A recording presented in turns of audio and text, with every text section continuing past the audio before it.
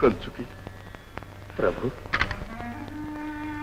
నాన్నగారితో అత్యంత సన్నిహితంగా మెలిగేవాడివి కదా. ఈ హత్యలకు ఎవరు బాధ్యులని నీ అనుమానం? ఏమని చెప్పను ప్రభు? పైవారెవరూ ఈ హత్యలకు బాధ్యులంటే నమ్మడానికి వీలు లేకుండా ఉంది ప్రభు. కంచుకి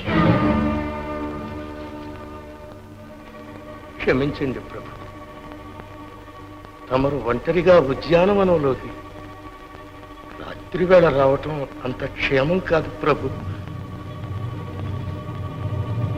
అయితే విషసర్పాలు రాచనగర్లోనే మసలుతున్నవన్నమాట. ప్రభు! ప్రభు! ప్రభు!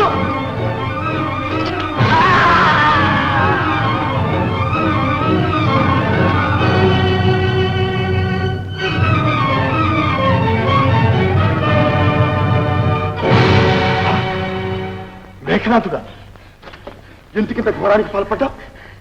క్షమించండి ప్రభు, స్వామి ద్రోహిని. ఎందుకింత అత్యాచారానికి తలపడ్డా? నిన్ను ఈ పనికి ఎవరిని నియోగించారు? ప్రచండుల వారు. ప్రచండులా? మా చిన్న? అవును ప్రభు, వారే మీ తండ్రి గారిని, మహామంత్రుల వారిని తప్పించింది కూడా వారే.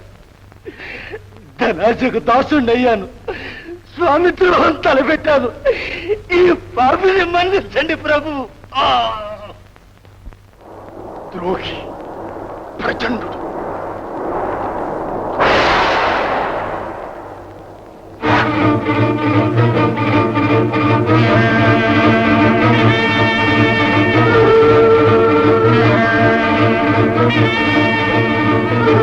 ఎక్కడికి నాయనా ఈ ప్రయాణం?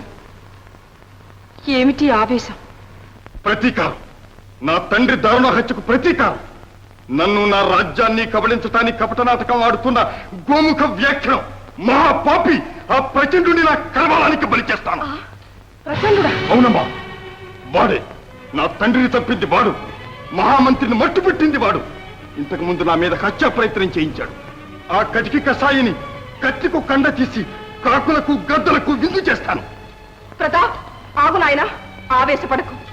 ఆవేశం కాదమ్మా, నా హృదయంలో రగిలే దావానలో, నా దేహంలో ప్రతి అణువు ప్రతీకార జీవాలతో రగిలిపోతుందమ్మా. నా మాట విన్నాయన, ప్రతీకారానికి ఇది సమయం కాదు. సమయాలతో నాకు నిమిత్తం లేదమ్మా. ప్రతీకారానికై పరవళ్లు తొక్కే నా కరవాలానికి హరిహరులైన అడ్డు నిలవలేరు. ప్రతాప్, వెళ్ళు. అగ్నిలో దూకే శలభాన్ని ఎవరు ఆపగలరు? వెళ్ళు. వివేకరహితమై పరవళ్లు త్రొక్కే నీ కరవాలానికి ముందు నీ కన్న తల్లిని ఆహుతి చేసి మరీ వెళ్ళు. అమ్మా, అమ్మా, నువ్వు అనవలసిన మాటలేనా ఇవి? వీరపత్నివి, వీరమాతవు, భర్తృహంతకుణ్ణి పరిమార్చబోతున్న నీ పుత్రుణ్ణి ఆశీర్వదించటానికి బదులు ఇలా పిరికి మందు పోస్తావా అమ్మా?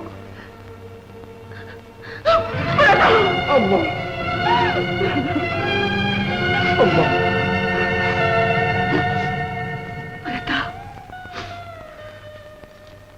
నాయనా, నా భర్త హత్యకు నా కన్న బిడ్డే ప్రతీకారం సాధిస్తే అంతకన్నా నాకు ఆనందమేముంది? అమ్మా, కానీ దానికిది సమయం కాదు నాయన. ప్రచండుని పన్నాగం నాకిప్పుడు అర్థమవుతుంది. రాచనగరంతో అతని అధీనంలో ఉంది. దేశంలో మన ఎడల అభిమానం ఉన్న వాళ్ళందరినీ రాజహత్యాభియోగం మోపి మట్టు పెట్టాడు. జరిగిన హింసాకాండంతా నీ పేరు మీదనే జరిపించాడు. ప్రజలు నిన్నిప్పుడు ప్రబల విరోధిగా భావిస్తున్నారు. ఇంట శత్రువులు, బయట శత్రువులు.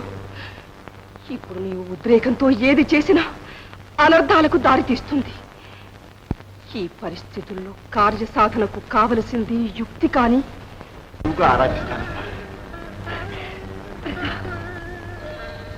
నాయన, ఎట్టి పరిస్థితుల్లోనైనా ఆవేశానికి లోను కారని నాకు ప్రమాణం చెయ్యి.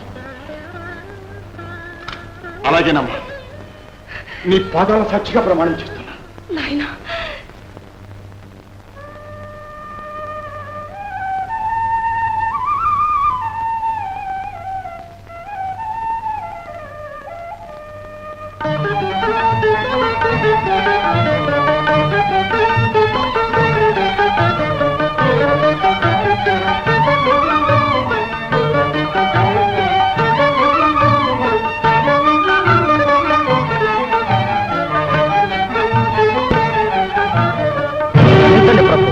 రాచనగరం నుంచి ఎవరూ బయటికి పోకూడదని రాయి శాసనం. మూర్ఖుడా! నా రాకపోకల పైన రాజశాసనం. నాకు తెలియకుండా ఎవరు చేశారు శాసనం? మన్నించండి ప్రభు, ఇది ప్రచండుల వారి ఆజ్ఞ. ప్రచండుడా?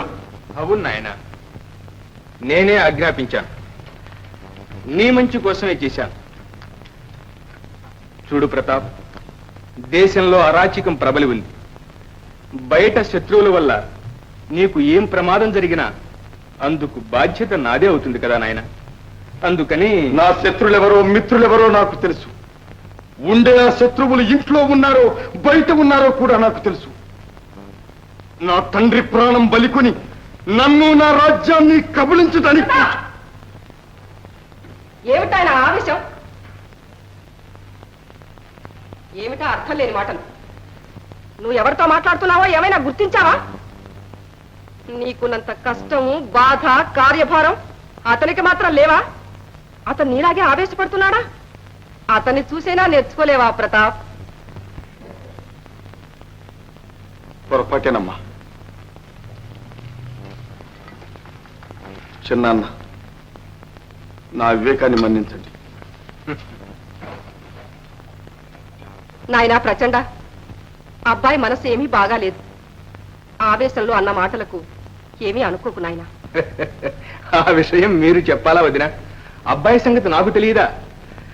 అయినా ఈ మాత్రానికి అపార్థం చేసుకుంటే ఈ కార్యభారం అంతా ఎలా నిర్వహిస్తాను? సెలవు.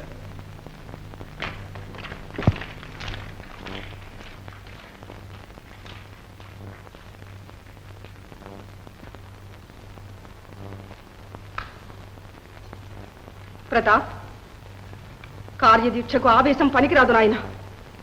నిన్ను అడ్డు పెట్టి ప్రచండు మనకు ఒక విధంగా మేలే చేశాడు.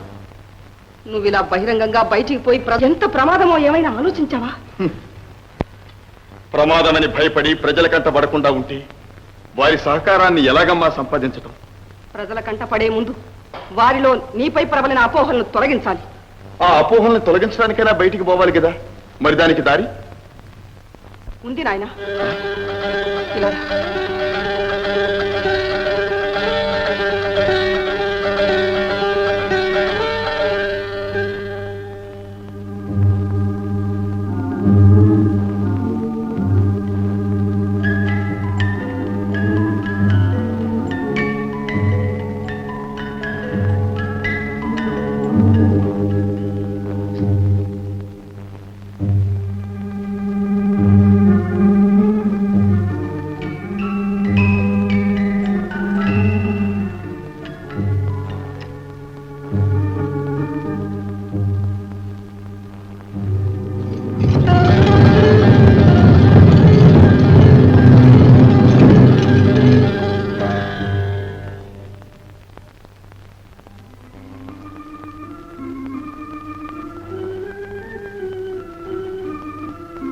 నాయనా ప్రతాప్,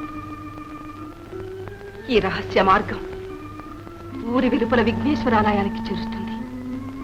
అత్యంత ప్రమాదం వచ్చినప్పుడు అంతఃపుర స్త్రీల ఆత్మరక్షణ కోసం మన పూర్వులు ఏర్పరిచినది. ఇది ప్రచండునికి కూడా తెలియదు. ఈ రహస్య మార్గమే నా విజయానికి రాజమార్గమమ్మా. నన్ను ప్రజా హృదయానికి సన్నిహితుణ్ణి చేయగలిగిన మోక్ష మార్గం. అవును నాయన. క్షమించండి, వారిపై విసిరిన రాయి మీకు తగిలింది. పర్వాలేదు, రాతి కళ్ళుంటాయా? మన్నించవలసింది నీవు. పరస్త్రీని భార్య అని పిలిచాను. అదిగో ఇక్కడుంటే ప్రమాదం.